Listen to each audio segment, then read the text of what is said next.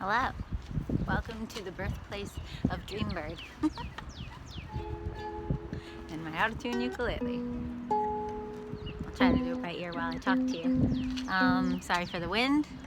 I am in my new hometown, which will be the birthplace of Dreambird because I am about to release my first kids album since becoming Jessica and the Rainbow. I just listened to it on the drive here, and it's, in my opinion, wonderfully imperfect.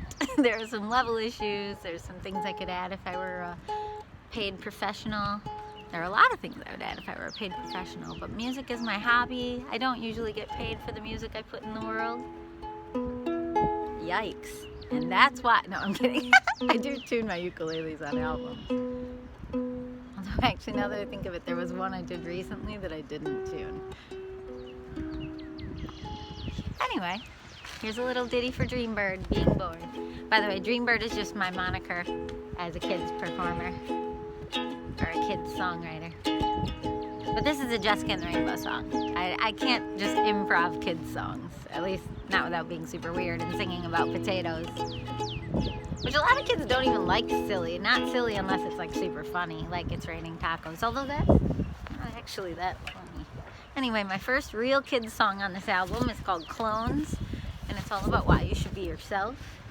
I could play you a version of Clones on here. Okay, ready? We'll do this. Okay, here we go.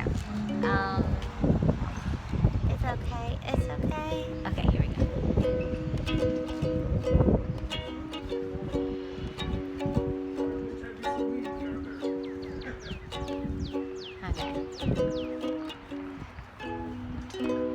It's okay to be different, 'cause nobody's the same.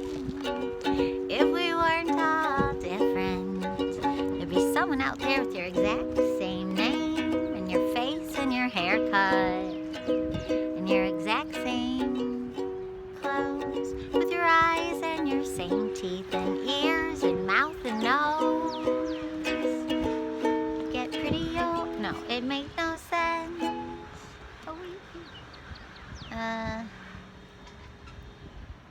Yeah, okay.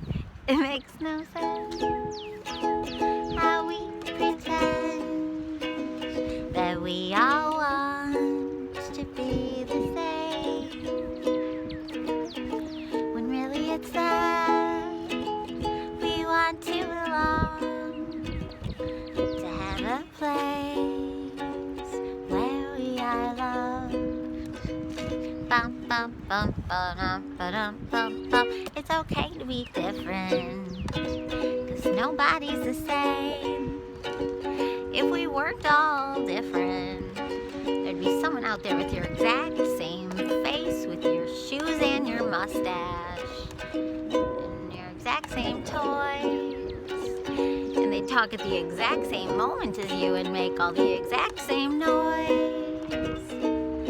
Get pretty old having a perfect clone everywhere you go, everywhere you try to go, 'cause they'd always be there. They'd be literally in your hair. That's a DNA joke. Yes, the perfect clone wouldn't be so perfect. I don't really say that in the kids album. So it's okay to be different, 'cause everybody is different. And since everybody is different, it must be okay. It's so out of tune. Alright, that's Clones, which is a song for Lily, the little pink giraffe with rainbow spots. And it's also a song for Brooklyn, who inspired that song. Yeah, Dreambird has been in the works for about 5 years now, pretty much since early 2016, and then my life took a couple different turns that sort of guided me away from that. Did a lot more music festival creation, Lady Fest, did a lot of house shows, big stage shows, things I had never really done before as a singer-songwriter, adult kind of musician. Got in a band, all that kind of stuff. Cloudlight started that same year, you know. 9 months after I thought I was going to start Dreambird. Then Cloudlight really took off. So, you know, life doesn't really happen the way we plan it. It happens the way it's meant to happen, or the way it needs to happen in order to be the right life for you. And you can sit around and dream, but always, you know, be aware that inside of your dreams, leave a lot of space, like air, like spaciousness. Maybe that's what like dark matter is, and maybe dark matter is a mean word. It looks pretty light to me, like empty space. Leave the empty spaces there, because in my opinion, the universe, God as I understand it, angels, nature, laws of nature, all of it is moving in a sort of harmonious way.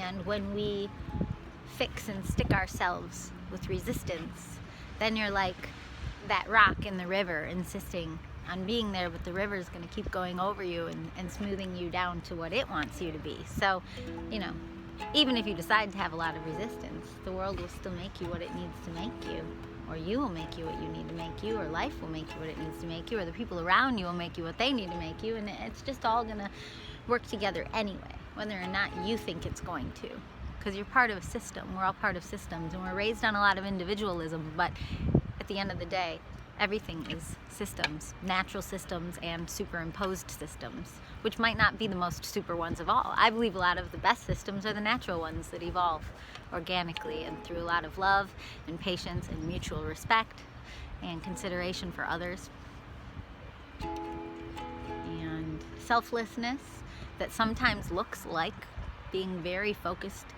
not on yourself but in yourself, sort of like from inside outward. You're going to be extremely self-focused, but it's like self-aware, focused outward. And the flip of that is actually where a lot, I think, of depression, anxiety, and stuff comes from, is when you ignore your actual self, but then you end up sort of disassociated and outside yourself. Like they say in some cultures happens when you have trauma, that your soul like almost like leaves your body and like tethers, and like that's like just witnessing yourself as if you're a character in a play you're not feeling. So you're then a character in this play you're barely experiencing. Well, then of course you're going to become self-obsessed, because you're looking at yourself from the outside and you're judging and you're wondering, why don't I feel like I felt as a kid? That's how I used to feel all the time. So I had to get my soul back in my body. I had to be like, okay, we're in this together. We are inside looking out. And that's what it's meant to be. And I don't spend too much time scrutinizing and hyper-focusing and over-analyzing. I do overanalyze, or I do analyze a lot, but I try not to scrutinize myself as much as I used to. And that in turn has helped me scrutinize other people less as well. I don't feel the need to obsess over what you are or aren't doing correctly, or are or aren't doing in a way that pleases me. I just sort of go where I feel drawn and where I gravitate, and walk away from spaces and people who, through their behavior, I feel small or like there isn't room to be my natural self. I don't know, it's all an experiment. Okay, this is the birth of Dreambird. Now I'm going to go back in my car and release her on Bandcamp. The end. And then I'm going to go see some houses today, and maybe call Brian down here, and maybe put our first offer in on a house. The end. Goodbye. Oh wait, view.